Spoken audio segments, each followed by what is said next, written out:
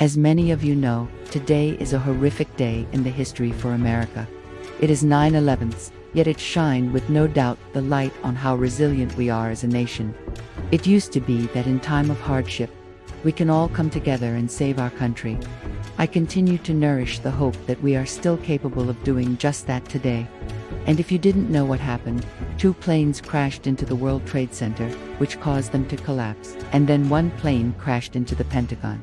And the 4th plane ended up crashing in a field in Pennsylvania, because those brave passengers on that flight fought back against the terrorists, and they ended up crashing that plane in a field.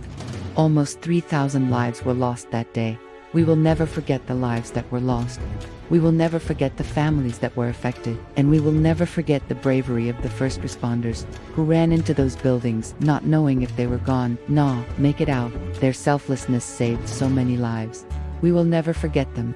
I just want to say thank you to all the first responders, past, present, and future. Thank you for your service. Now, I'm not going to get into the politics of it or the conspiracies of it. We don't need to do that. What we do need to do is to remember the lessons from that day forward. Sadly, the assassination of Charlie Kirk is the new, yet it should never had happened. He was an amazing man, a patriot, loved his country. He was somebody who would stand up for what he believed in. He was a true conservative. But there's no excuse to kill anybody in this country. That's not okay. We can disagree all we want, but at the end of the day, we have to stop killing each other. We have to stop feeding the flame of violence. There's no excuse for this. None. This is supposed to be a free country. It's hard to talk about this when I'm trying to keep it together right now. But it's important for us to come together on this issue. We don't have to agree on everything. We will always have differences, but we can't have this bloodlust for wanting to kill people on both sides. That's not what this country's about. We have to remember that we all love this country. We all are constantly trying to make our country better. Only the how to go about it differ. If we could remember that, we wouldn't be in this situation.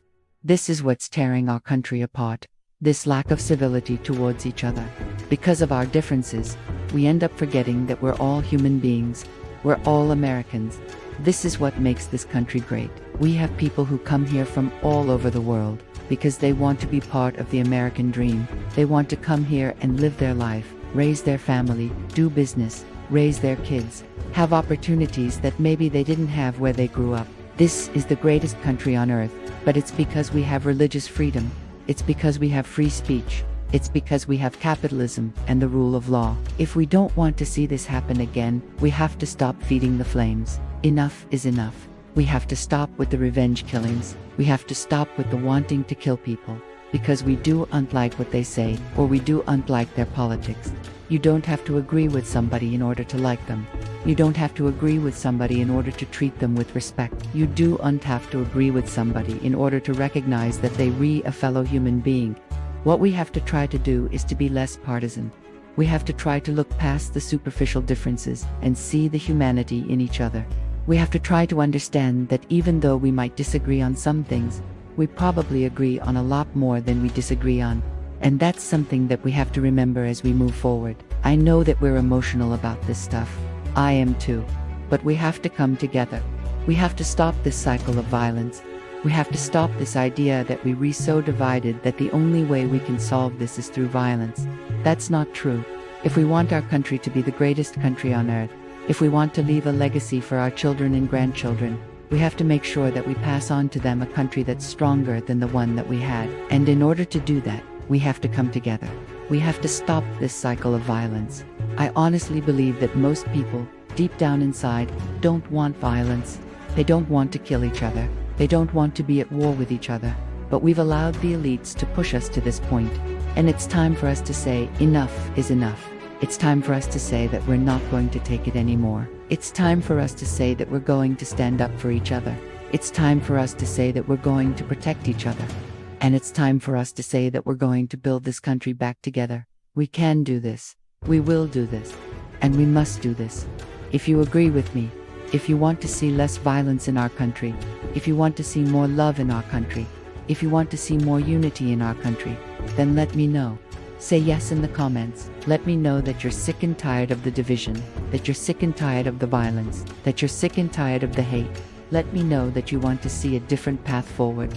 Let me know that you want to see less partisan politics and more human relations. Let me know that you want to see a revival of love in this country.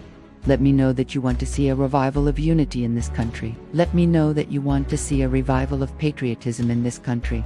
Let me know that you want to see a revival of faith in this country. Let me know that you're ready to say enough is enough. Let me know that you're ready to say that you're sick and tired of the violence, that you're sick and tired of the hate, and that you want to see a different path forward. You know, we have to be honest with ourselves. A lot of us, we're good Christians. We're people of faith. We know what we're supposed to do.